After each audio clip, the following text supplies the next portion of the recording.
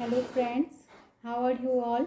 तो फ्रेंड्स, मैं बिहार स्टेट का, जो आप जानते हैं, स्टेट का हिस्ट्री ज्योग्राफी का जो टेस्ट सीरीज़ है वो चला रही हूँ। ज्योग्राफी और हिस्ट्री का मैंने अपलोड कर दिया है, आप प्ले लिस्ट पर जाके देख सकते हैं। आज मैं राज व्यवस्था यानी पॉलिटिकल साइंस का जो है, जिनका मेन है या जिन्होंने ऑप्शनल में रखा है तो उनके लिए है। तो आज मैं उसका टेस्ट सीरीज़ आप लोग को करवाऊँगी।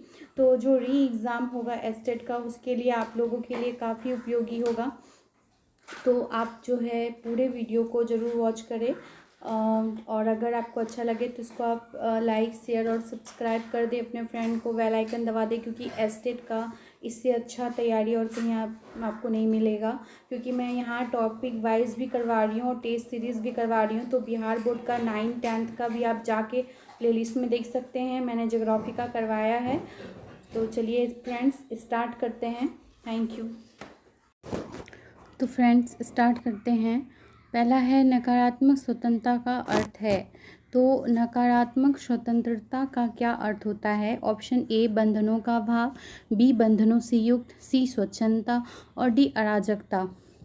तो देखिए इसमें हो जाएगा बंधनों का अभाव जो होता है नकारात्मक स्वतंत्रता का अर्थ होता है। नेक्स्ट क्वेश्चन है 102, सकारात्मक स्वतंत्रता का अर्थ है। सकारात्मक स्वतंत्रता का क्या अर्थ होता है? तो इसका हो जाएगा, देखिए है आत्मविश्वास के लिए वास्तविक अवसर, स्वच्छंदता, भेदभाव की नीति, उपयुक्त सभी। तो फ्रेंड्स इसका हो जाएगा आत्मविकास के लिए वास्तविक अवसर। ठीक है, मतलब इसका अर्थ तो आप समझ रहे हैं। स्वतंत्रता की सही और उचित व्याख्या केवल सकारात्मक अर्थ में ही की जा सकती है, क्योंकि वास्तव में जो है यह एक क्या है, सकारात्मक वस्तु है। इसका अर्थ केवल बंधनों में अभाव से नहीं, इसका अर्थ आत्मविश्वास के लिए जो होता है वास्तविक अवसर या मनुष्य के व्यक्तित्व के निरंतर विकास के अवसर से है। नेक्स्ट क्वेश्चन है कानून और स्वतंत्रता में संबंध है, क्योंकि कानून और स्वतंत्रता में संबंध है क्योंकि कानून और स्वतंत्रता एक दूसरे के पूरक हैं। कानून स्वतंत्रता का बाधक है। कानून और स्वतंत्रता एक दूसरे के विरोधी हैं या उपयुक्त सभी। तो इसका हो जाएगा कानून और स्वतंत्रता एक दूसरे के पूरक है। किसने कहा जहाँ कानून नहीं वहाँ स्वतंत्रता नहीं?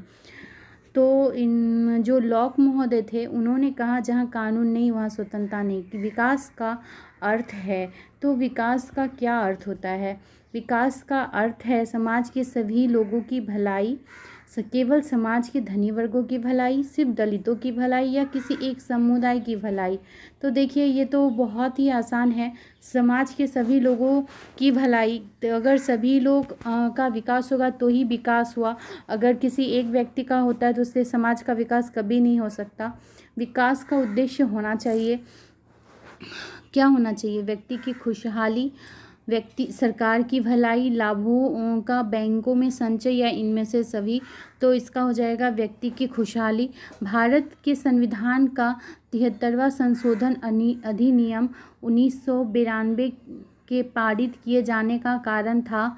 तो इसका पारित किए जाने का क्या कारण था? देखिए पंचायती राज को बल प्रदान करना, ठीक है, ग्रामीण संस्थाओं को बल प्रदान करना, शहरी संस्थाओं को बल प्रदान करना, या उपयुक्त में से कोई नहीं। तो इसका ऑप्शन ए हो जाएगा पंचायती राज्य को बल प्रदान करना। देखिए 73वें संविधान संशोधन का उद्देश्य जो है पंचायती राज को बल देना था। संविधान के भाग 4 के अनुच्छेद 40 में पंचायती राज व्यवस्था को गठन करने का निर्देश राज्य सरकार को दिया गया। संविधान के भाग 9 में पंचायती राज व्यवस्था को रखकर संवैधानिक दर्जा दिया गया।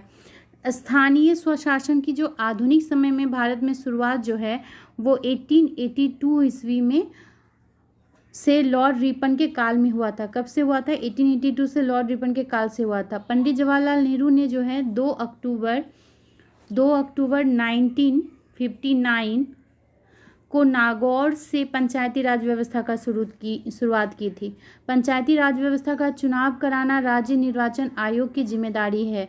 राज्य वित्त आयोग पंचायती राज व्यवस्था की वित्तीय व्यवस्था पर प्रत्येक 5 वर्ष में राज्यपाल द्वारा गठित किया जाता है। ठीक है, चलते हैं नेक्स्ट। 108 संसद के दोनों सदनों के संयुक्त अधिवेशन का सभापतित्व कौन करता है? तो देखिए इसका ऑप्शन हो जाएगा, क्या होगा बताइए, भारत के राष्ट्रपति, भारत के उपराष्ट्रपति, लोकसभा के अध्यक्ष या भारत के महान्यायवादी। तो जो संसद के दोनों सदनों के संयुक्त अधिवेशन का जो सभापतित्व है वो लोकसभा के अध्यक्ष करते हैं।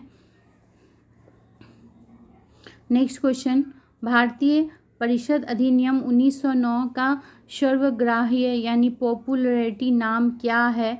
तो बताइए इसका जो नाम है मिंटो मॉर्ले सुधार है। क्या है? भारतीय परिषद अधिनियम 1909 का सर्वग्राह्य नाम मिंटो मॉर्ले सुधार है। देखिए भारत में संघीय शासन प्रणाली किस अधिनियम के अंतर्गत प्रारंभ हुई? तो भारत सरकार अधिनियम 1919, भारतीय परिषद अधिनियम 1909 या भारत सरकार अधिनियम 1935 या भारतीय स्वतंत्रता अधिनियम 1947। तो देखिए फ्रेंड्स इसका हो जाएगा भारत सरकार अधिनियम 1935 के द्वारा जो है भारत में संघीय शासन प्रणाली अधिनियम प्रारंभ हुई थी। देखिए फ्रेंड्स आप जानते हैं अगर मैं हर एक क्वेश्चन को थोड़ा डिटेल में बताऊंगी तो थोड़ा ज़्यादा समय लगेगा। इसलिए मैं जो हूँ अभी आपको जैसे डिटेल में बता रही थी वो मैं मतलब अभी नहीं बताऊंगी और जो है फटाफट मॉक टेस्ट लगाऊंगी। लेकिन अगर आप चाहते हैं कि मैं हर क्वेश्चन का डिटेल में आप लोगों को बताऊं और तो आप कमेंट बॉक्स में लिखना, तो अब नेक्स्ट वीडियो में मैं ज़रूर फिर आपको डिटेल में बताऊंगी। अगर आप लोग चाहेंगे तो मैं ज़रूर बताऊंगी। चलिए फ्रेंड्स स्टार्ट करते हैं। किसी विशेष दिन लोकसभा में अधिकतम कितने तारांकित प्रश्न पूछे जा सकते हैं? तो देखिए कितने पूछे जा सकते हैं, तो इसका ऑप्शन है 15, 20, 25 में से कोई नहीं तो 20 हो जाएगा। भारतीय संविधान में मतदान की आयु सीमा को 21 वर्ष से घटाकर 18 वर्ष कब किया गया था? तो 1989 ईस्वी में किया गया था। भारतीय संविधान में राज्य निदेशक के सिद्धांत को किस मुख्य कारण से सम्मिलित किया गया? तो देखिए कल्याण राज्य की स्थापना, तो यही हो जाएगा। कल्याण राज्य की स्थापना के लिए जो है भारतीय संविधान में राजनीति निदेशक सिद्धांत को शामिल किया गया था। भारत की प्रथम महिला मंत्री कौन थी? तो आई थिंक ये सभी जानते हैं, श्रीमती इंदिरा गांधी जी थी। भारतीय निम्नलिखित में से किसका सिद्धांत है कि व्यक्ति चाहे बदल जाए पर नियम नहीं बदलने चाहिए? तो निरंकुश राजतंत्र या संवैधानिक सरकार या लिखित संविधान? तो ये संवैधानिक सरकार का सिद्धांत है कि व्यक्ति चाहे बदल जाए लेकिन नियम नहीं बदलने चाहिए। निम्नलिखित में से किसने उच्चतम न्यायालय के न्यायाधीश तथा लोकसभा अध्यक्ष के पदों को सुशोभित किया है? तो देखिए इसमें क्या होगा, एम हिदायतुल्ला या के.एस. हेगड़े या सुब्बाराव, पी.एन. भगवती। तो इसका हो जाएगा के.एस. हेगड़े।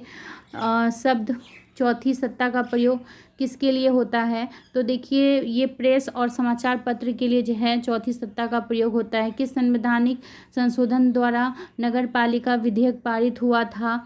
तो जो नगर पालिका विधेयक है 74 अभी मैंने आपको बताया था द्वारा पारित हुआ था। दल बदल के आधार पर निर्वाचित सदस्यों की अयोग्यता संबंधी विवरण संविधान की किस अनुसूची में दिया गया है? तो देखिए ये जो है 10वीं सूची में दिया गया है। नेक्स्ट क्वेश्चन है, भारतीय संविधान में मौलिक कर्तव्य कब समाविष्ट किए गए? तो भारतीय संविधान में मौलिक कर्तव्य जो है वो 1976 ईस्वी में समाविष्ट किए गए। भारत में प्रतिवर्ष सेना दिवस कब मनाए जाते हैं? तो 15 जनवरी को मनाए जाते हैं सेना दिवस। लोकसभा के निर्वाचन क्षेत्रों का सीमा निर्धारण पिछली बार निम्नलिखित में से किस ईस्वी या सन में किया गया था? तो देखिए इसका हो जाएगा 1974 ईस्वी में किया गया था। कब किया गया था? 1974 में। प्रत्यक्ष लोकतंत्र सरकार का एक ऐसा तंत्र है जिसमें क्या होगा फ्रेंड्स, जिसमें लोग अपने प्रतिनिधियों का सीमा निर्धारण करते हैं। नेक्स्ट है, कौन से देश संयुक्त राष्ट्र संघ की सुरक्षा परिषद के स्थायी सदस्य हैं? तो इसका हो जाएगा यूएसए, रूस, यूके, फ्रांस और चीन जो है ये क्या है, संयुक्त राष्ट्र संघ के सुरक्षा परिषद के स्थायी सदस्य हैं। निम्नलिखित में से किस वर्ष सिक्किम को राज्य का दर्जा दिया गया था? तो देखिए सिक्किम को राज्य का दर्जा जो है कब दिया गया था? तो इसका ऑप्शन हो जाएगा 1975 ईस्वी में दिया गया था। नेक्स्ट क्वेश्चन देखिए 126, प्रत्येक कोष की क्षमता के अनुसार के स्थान पर प्रत्येक कोष की आवश्यकता के अनुसार, यह सिद्धांत निम्नलिखित में से किसका है? तो ये सिद्धांत जो है वो साम्यवाद का सिद्धांत है। निम्नलिखित में से वह कौन सा है जिसका राज्याध्यक्ष वंशानुगत उत्तराधिकार की विधि के अनुसार पद ग्रहण करता है? तो देखिए इसका जापान जो है, जापान में क्या होता है कि राज्याध्यक्ष जो है वंशानुगत उत्तराधिकार की विधि के अनुसार पद ग्रहण करता है। नेक्स्ट है 128, मंत्रिमंडल पद्धति तथा सामूहिक जिम्मेदारी निम्नलिखित में से किस देश की देन है? तो ये जो है आयरलैंड की देन है। किसकी देन है? आयरलैंड की। नेक्स्ट है राज्यसभा के लिए सदस्यों को नामित करने का अधिकार निम्नलिखित में से किसको है? तो इसका क्या हो जाएगा? राष्ट्रपति को है। संविधान के अनुसार प्रांत की समस्त कार्यपालिका शक्तियाँ किस में निहित है? तो किस में निहित है? इसका हो जाएगा राज्यपाल में निहित है। नेक्स्ट क्वेश्चन चलते हैं, राज्यपाल के पद पर नियुक्ति के लिए न्यूनतम उम्र सीमा क्या है? तो सबसे न्यूनतम उम्र सीमा 35 वर्ष होता है। राज्यपाल की नियुक्ति कितने वर्षों के लिए कार्यकाल के लिए की जाती है फ्रेंड्स? तो 3, 4, 5, 6 तो अब 5 वर्षों के लिए की जाती है। राज्यपाल की नियुक्ति कौन करता है? तो आप जानते हैं राज्यपाल की नियुक्ति राष्ट्रपति जी करते हैं। विधायिका के क्षेत्र में राज्यपाल को क्या संवैधानिक शक्तियां प्राप्त हैं? तो इसमें जो है क्या है, विधानमंडल की बैठक बुलाना तथा उसे संबोधित करना, विधान परिषद के 1/6 सदस्यों को मनोनीत करना, अध्यादेश जारी करना एवं विधानमंडल से पारित विधेयकों को स्वीकृति प्रदान करना, या इनमें से सभी? तो ये सब भी हो जाएगा। 135, किन परिस्थितियों में व्यक्ति के मौलिक अधिकारों को सीमित किया जा सकता है?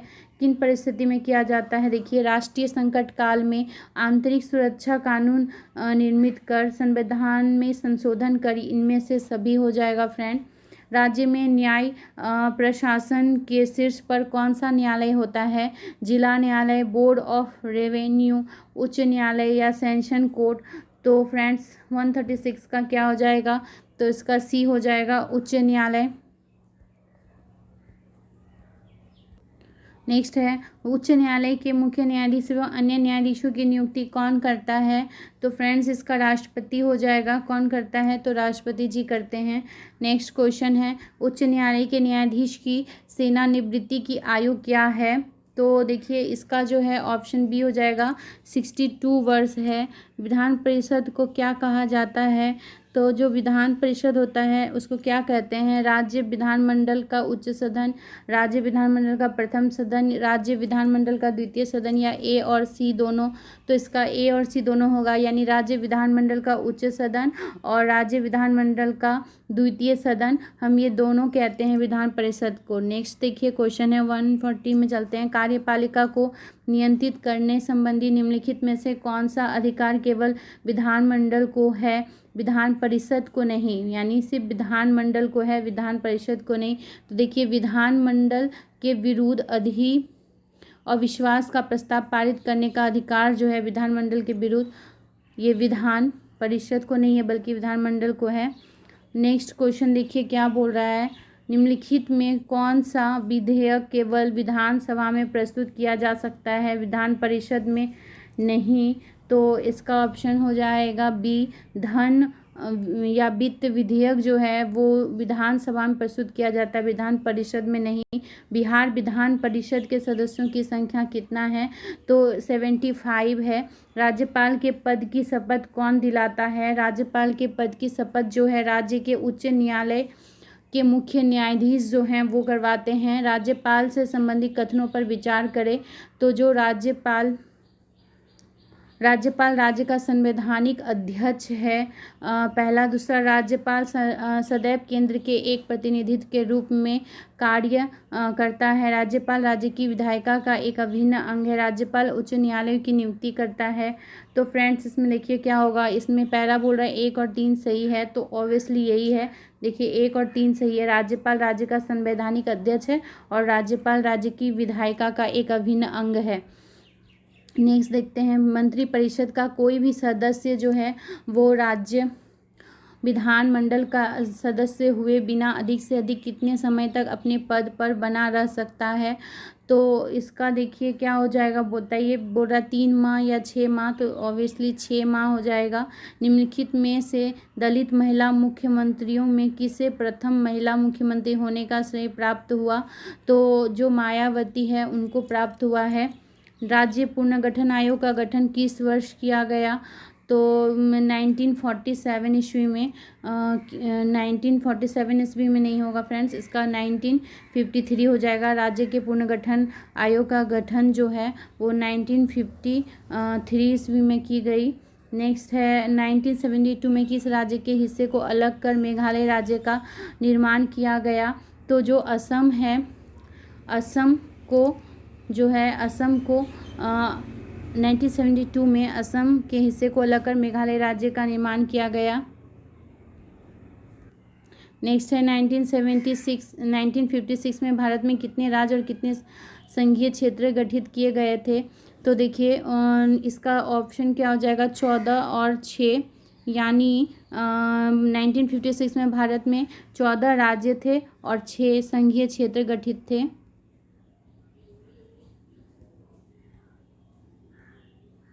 नेक्स्ट है, लोकतांत्रिक विकेंद्रीकरण के उद्देश्य से भारतीय संविधान में कौन सा संशोधन किया गया। तो इसमें 73वां या और 74वां दोनों ही किया गया। तो फ्रेंड्स अभी आपने देखा कि पॉलिटिकल साइंस के जितने भी थे मैंने टेस्ट सीरीज़ लगाया। प्लीज़ आप अपने कमेंट बॉक्स में ज़रूर लिख देना कि आपको डिटेल में करना है, तो मैं क्वेश्चन को 2 पार्ट में करके और डिटेल में आपको करवाऊंगी, समझा के पूरा उसका जितना है उससे ज़्यादा बताऊंगी। तो और फ्रेंड्स अगर आपको अच्छा लगा हो तो आप उसको लाइक शेयर और सब्सक्राइब कर दे, अपने फ्रेंड तक शेयर कर दे। Thank you friends.